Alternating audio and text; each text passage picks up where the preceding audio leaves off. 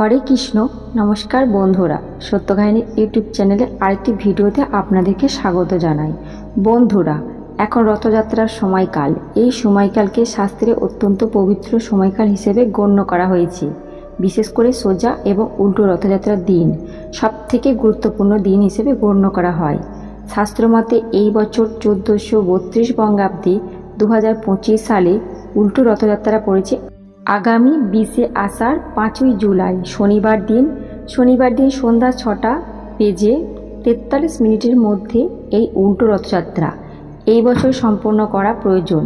বন্ধুরা, সোজা এবং উল্টো রথ এই দুই দিনকে সর্বদোষ মুক্ত দিন হিসেবে শাস্ত্রে বর্ণনা করা হয়েছে। অর্থাৎ এই দুই দিনের মধ্যে যে কোনো দিন আপনি যে কোনো রকম শুভ কাজ করতে পারবেন, তাতে পঞ্জিকা দেখার কোনো দরকার নেই। তবে এই দুই দিন কিন্তু কিছু খাবার একদমই খেতে নেই, একদমই বারণ করা হয়েছে। পাশাপাশি এমন কিছু খাবার রয়েছে যেগুলি ভগবান শ্রী জগন্নাথ দেবের উদ্দেশ্যে নিবেদন করার কথা বলা হয়েছে এবং তা গ্রহণ করার কথাও বলা হয়েছে। তাই এই উল্টো রথযাত্রার দিন এই খাবারগুলি ভুলেও মুখে তুলবেন না। এগুলি সর্বদা এড়িয়ে চলুন, নচেৎ দারিদ্রতা এবং চরম বিপদ নেমে আসতে পারে। বন্ধুরা, সবার প্রথমে যে বিষয়টি বলবো তা হলো কলমি শাক। উল্টো রথযাত্রার দিন কখনোই কিন্তু বাড়িতে কলমি শাক রান্না করবেন না।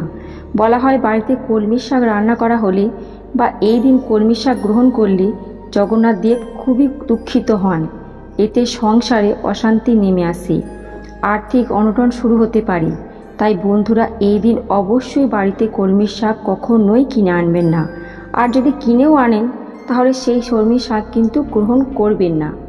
দ্বিতীয়ত বন্ধুরা, যে বিষয়টি বলবো তা হলো এই দিন আরও একটি শাক খাওয়া থেকে নিষেধ করা হয়েছে। আর এই শাকটি গ্রাম বাংলার অতি পরিচিত একটি প্রিয় শাক, সেটা হলো পুঁই শাক। বলা হয় এই রথযাত্রার 2 দিন যদি এই পুঁই শাক খাওয়া হয় তাহলে পরিবারের শারীরিক অসুস্থতা দেখা দিতে পারে। তাই এই সময় এই পুঁই শাক খাওয়া যথাসম্ভব এড়িয়ে চলুন। তৃতীয়ত বন্ধুরা, এই রথযাত্রার সময়কালে বিশেষ করে উল্টো রথযাত্রার দিন কখনোই তিক্ত জাতীয় খাবার অর্থাৎ তেতো জাতীয় খাবার গ্রহণ করবেন না। যে কোনো প্রকার তিতা শাক বা তিতা সবজি এই 2 দিন যথাসম্ভব এড়িয়ে চলুন। বিশেষ করে উচ্ছে, করলা, নিমপাতা, কুলেখাড়া এই সমস্ত শাকগুলি সবজিগুলি ভুলেও এই উল্টো রথযাত্রার দিন সময়কালে খাবেন না। চতুর্থত বন্ধুরা, সোজা এবং উল্টো রথযাত্রার দিন কখনোই বাড়িতে আমিষ জাতীয় খাবার গ্রহণ করতে নেই। আমিষ জাতীয় যে কোনো খাবার, তা সে ডিম হোক, মাছ হোক, মাংস হোক অথবা পেঁয়াজ রসুন, এইগুলি এই রথযাত্রার পবিত্র সময়ে গ্রহণ করতে নেই। এই আমিষ জাতীয় আহার গ্রহণ করে জগন্নাথ দেবের পূজা করলে কোনো প্রকার লাভ হয় না, বরং উল্টো ফল পেতে পারেন। তাই এই দিন যথাসম্ভব চেষ্টা করুন এই আমিষ জাতীয় খাবার পরিহার করতে। পঞ্চমত বন্ধুরা, এই দিন আপনারা কোনো রকম নেশা জাতীয় দ্রব্য সেবন করবেন না। যেমন ধরুন মদ, গাঁজা, সিগারেট, বিড়ি এগুলি এড়িয়ে চলুন। এই 5 প্রকার খাবার রথযাত্রার সময়কালে যদি গ্রহণ করা হয় তাহলে মহাপ্রভু জগন্নাথ দেব অত্যন্ত রুষ্ট হন, যে কারণে আর্থিক ক্ষতি, শারীরিক অসুস্থতা এমনকি চরম বিপদ পর্যন্ত নেমে আসতে পারে। তাই বন্ধুরা, এই খাবারগুলি যথাসম্ভব এড়িয়ে চলার চেষ্টা করুন। বন্ধুরা, এবার জানাবো যে রথযাত্রার সময়কালে বিশেষ করে উল্টো রথযাত্রার দিন আমাদের কোন কোন খাবার গ্রহণ করার কথা বলা হয়েছে। যেহেতু শ্রী শ্রী জগন্নাথ দেব দাদা বলরাম এবং বোন সুভদ্রাকে নিয়ে মাসির বাড়ি গুন্ডিচা মন্দির থেকে সপ্তাহব্যাপী কাটানোর পর পুনরায় নিজ ধামে ফিরে আসেন, তাই তাদের জন্য বিশেষ ভোগের ব্যবস্থা করা হয়। এই দিন জগন্নাথ দেবের অত্যন্ত প্রিয় ক্ষীর নিবেদন করার কথা বলা হয়েছে। তাই পারলে এই দিন বাড়িতে ক্ষীর অথবা পায়েস প্রস্তুত করুন এবং তা জগন্নাথ দেবের উদ্দেশ্যে নিবেদন করার পর বাড়ির সকলকে গ্রহণ করুন। এই দিন জগন্নাথ দেবের আরেকটি পছন্দের খাবার নিবেদনের কথা বলা হয়েছে, আর তা হলো যে কোনো প্রকার হলুদ রঙের ফল। তা সে হলুদ রঙের ফল আম হতে পারে অথবা কাঁঠাল। তাই এই দিন জগন্নাথ দেবের উদ্দেশ্যে কাঁঠাল, আম ইত্যাদি ফল নিবেদন করুন এবং তা পরিবারের সকলকে গ্রহণ করতে বলুন। জগন্নাথ দেবের উদ্দেশ্যে এই দিন বিভিন্ন প্রকার ভোগও নিবেদন করতে পারেন এবং তা প্রসাদ হিসেবে সকলের মধ্যে বিতরণ করতে পারেন।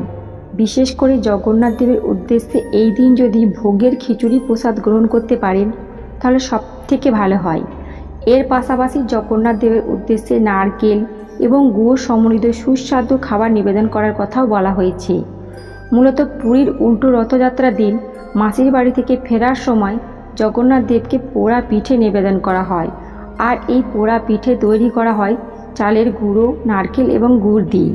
তাই যদি সম্ভব আপনি এই পোড়া পিঠে এই দিন প্রস্তুত করতে পারেন এবং তা জগন্নাথ দেবের উদ্দেশ্যে নিবেদন করে সকলকে প্রসাদ হিসেবে বিতরণ করতে পারেন। এর পাশাপাশি আরও একটি জগন্নাথ দেবের অত্যন্ত পছন্দের খাবার, সেই খাবারটি হলো পটল রসা। এই দিন যদি সম্ভব হয় বাড়িতে অবশ্যই পটল রসা রান্না করুন। এটি খেতেও সুস্বাদু এবং স্বাস্থ্যকর। তাই পরিবারের সকলে এই দিন পারলে অবশ্যই পটল রসা খান এবং জগন্নাথ দেবের উদ্দেশ্যে নিবেদন করুন। তাই এই দিন এই 5 প্রকার খাবারের মধ্যে অন্তত এক প্রকার খাবার অন্তত বাড়িতে প্রস্তুত করে জগন্নাথ দেবের উদ্দেশ্যে নিবেদন করুন এবং সকলের মধ্যে বিতরণ করুন। আর অল্প হলেও নিজেরা তা গ্রহণ করুন।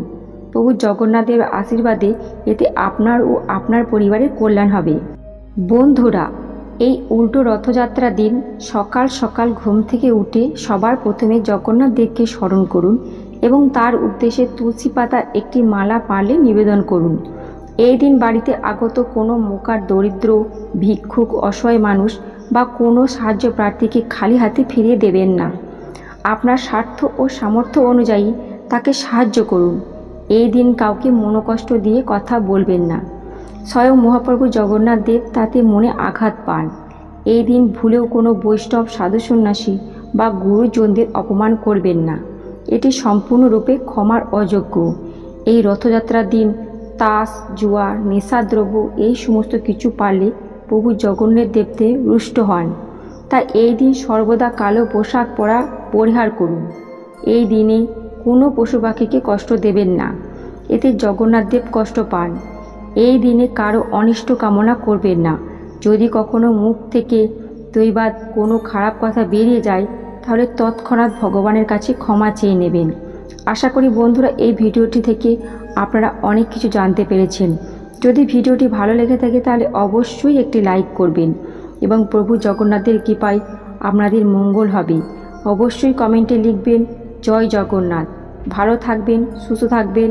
ঈশ্বরের কাছে আপনার মঙ্গল কামনা করি। জয় শ্রী জগন্নাথ দেবের জয়।